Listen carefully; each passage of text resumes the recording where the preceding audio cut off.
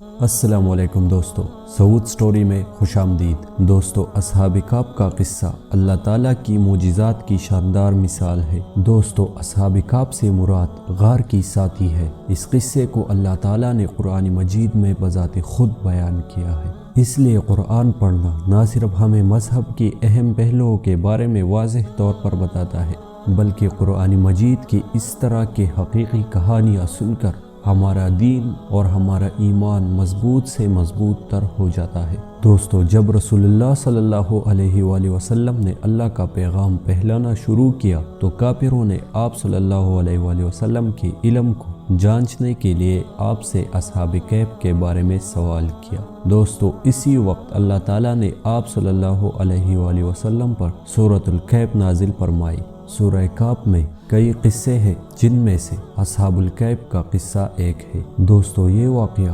250 عیسوی میں رہنما ہوا، جب رومی بادشاہ ڈیسس، جس کو دقیانوس بھی کہا جاتا ہے، ان کی حکومت تھی۔ جب حضرت عیسیٰ علیہ السلام کو اللہ نے آسمان پر اٹھایا، اس کے بعد لوگوں نے دین حق کو چھوڑ کر دوبارہ بت پرستی شروع کی۔ ہر جگہ پر ظلم و ستم کا بازار گرم تھا۔ دقیانوس ایک ظالم جابر حکمران تھا جو لوگوں کو زبردستی بت پرستی پر مجبور کرتا تھا اور زبردستی مذہب تبدیل کرواتا تھا، اور جو لوگ ان کی بات کو نہیں مانتے تھے وہ ظالم انسان اسے قتل کر دیتا تھا۔ دوستو، یہ بادشاہ ہر سال بت پرستی کے ایک خاص دن کا اہتمام کرتا تھا۔ لوگ اس دن یہاں پر رنگ برنگے کپڑے پہن کر آتے اور بتوں کی خاص عبادت کرتے۔ اصحاب کہف وہ نوجوان تھے جو دین الہی اور حضرت عیسیٰ علیہ السلام کی تعلیمات سے متاثر تھے اور لوگوں کو بت پرستی سے منع کرتے تھے اور دین حق، دین الہی کی طرف لانے کی کوشش کرتے تھے۔ ان میں سے کچھ نوجوان دقیانوس کے معزز درباری تھے۔ ایک دن بادشاہ نے پھر سے بت پرستی کے دن کا اہتمام کیا، لیکن نوجوانوں نے اسے منانے اور بت پرستی سے صاف انکار کیا۔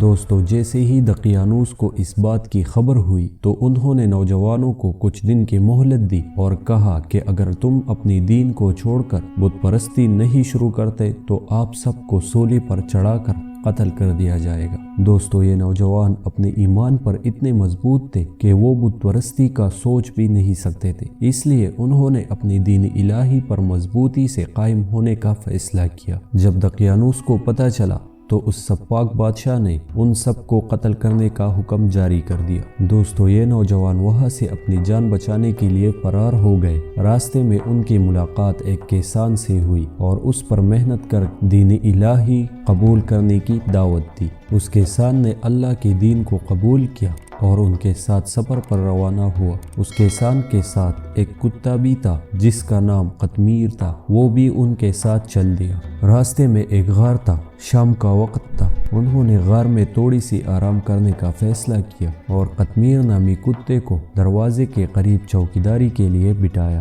صبح کو دقیانوس اور ان کے سپاہی غار تک پہنچ گئے اور غار میں داخل ہونے کی کوشش کی، لیکن اللہ رب العالمین کا معجزہ تو دیکھے۔ اللہ تعالیٰ نے اصحاب کہف اور ان کے کتے کے چہروں کو ایسے روشن کیا کہ جو بھی غار کے اندر داخل ہوتا ڈر کے مارے وہاں سے باہر آ جاتا۔ اس بدبخت بادشاہ دقیانوس نے اپنے آنکھوں سے یہ منظر دیکھا، لیکن اس کے باوجود وہ باز نہیں آیا اور وہاں پر غار کے راستے کو بند کیا تاکہ نوجوانوں کی موت وہاں پر ہو جائے، اور پھر وہاں سے واپس چلا گیا۔ لیکن 300 سال بعد اللہ نے انسانوں کو اپنا معجزہ دکھایا۔ دوستو، وہ نوجوان 3 صدیوں تک سوتے رہے اور ان کو پتہ بھی نہیں چلا۔ جیسے ہی وہ بیدار ہوئے تو انہوں نے ایک نوجوان کو کچھ سکے دے کر بازار سے کھانا لانے کے لیے بھیجا۔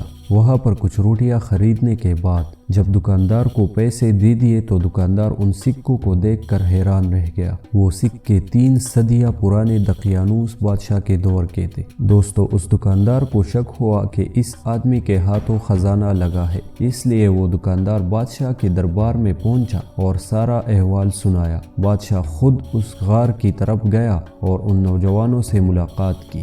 7 نوجوانوں نے بادشاہ کو سارا ماجرا سنایا اور بتایا کہ ہم تو اب کچھ دیر پہلے ہی سو چکے تھے، لیکن یہ اللہ تعالیٰ کے شاندار معجزات میں سے ایک تھا، کیونکہ 3 صدیوں تک اللہ نے انہیں نیند میں زندہ رکھا۔ وہ جیسے ہی سوئے تھے ٹھیک اسی حالت میں بیدار ہوئے تھے، اور وہ کتا بھی بالکل اسی حالت میں چوکیداری پر معمور بیٹھا ہوا تھا۔ بے شک اللہ عظیم ذات ہے۔ دوستو، کہا جاتا ہے کہ اصحاب کہف نے اپنی کہانی سنانے کے فوراً بعد ہی اس فانی دنیا سے کوچ کر گئے۔ دوستو، وہ بادشاہ مومن تھا، انہوں نے اصحاب کہف کی جسد خاکیوں کو غار میں ہی رہنے دیا اور ان کو وہاں پر دفن کر دیا۔ دوستو، اگر آج بھی ہم اپنے دین اور ایمان پر مضبوطی سے قائم ہو جائے تو اللہ تعالیٰ بالکل اسی طرح ہماری حفاظت کرے گا جس طرح اللہ تعالیٰ نے اصحاب الکہف کی تھی۔ دوستو، یہ واقعہ قرآن مجید میں اللہ تعالیٰ نے خود بیان کیا ہے۔ دوستو، سوال یہ ہے کہ اصحاب کہف کا غار کہاں واقع ہے؟